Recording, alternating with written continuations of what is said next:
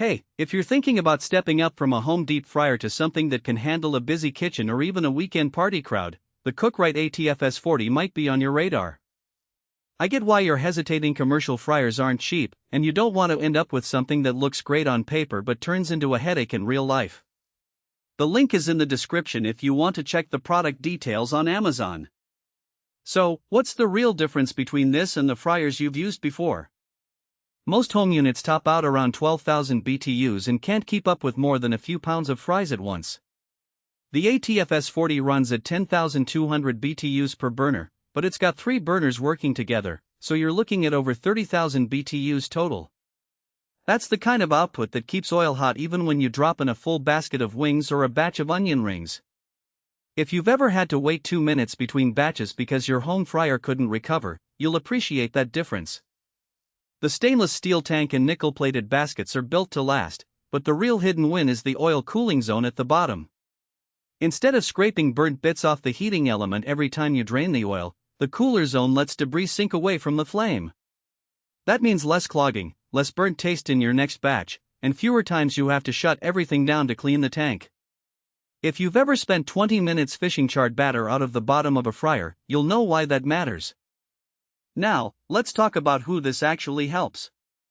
If you're running a food truck, a small catering setup, or you host big game day parties where you need to fry 10 pounds of chicken tenders in under an hour, this fryer is in the sweet spot.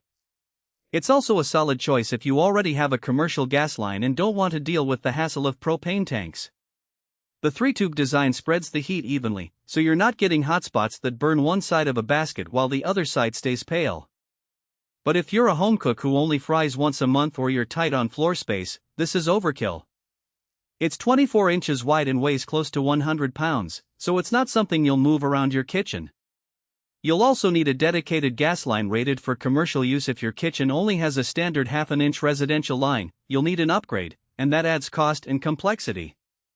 The burners have standby pilots, which means they stay lit without cycling on and off. That's great for consistency, but it also means you're burning gas continuously, even when you're not frying. If you're conscious about energy use or you only need short bursts of frying, that constant pilot might feel wasteful. On the flip side, if you're in the middle of a dinner rush and you need the oil to stay hot while you prep the next basket, those pilots keep the recovery time near zero. One thing that surprised me when I looked into this category is how many commercial fryers skimp on baskets. The ATFS 40 includes wire mesh chrome screens built into the baskets, so you're not fishing out stray bits between batches. That might seem small, but anyone who's ever had to empty a basket full of loose batter knows how much time it saves. The stainless steel construction is durable, but it's not stainless all the way through on every part. The exterior panels are stainless, but some internal components are painted or coated. If you're used to restaurant-grade fryers that are fully stainless inside and out, you might notice the difference. That said, for the price point, the ATFS 40 still holds up well compared to cheaper models that dent or chip after a few months.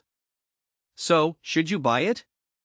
If you're serious about frying at scale and you've got the space and the gas line to support it, this fryer delivers the kind of performance that keeps your food moving and your customers happy. If you're just looking for a weekend project fryer or you're not ready to commit to a commercial setup, there are smaller, cheaper options that will do the job without the footprint. Either way, make sure you measure your space and check your gas line before you pull the trigger. Once you set it up, you'll notice the difference in recovery time and consistency right away. If you want to see the current price and specs, the link is in the description.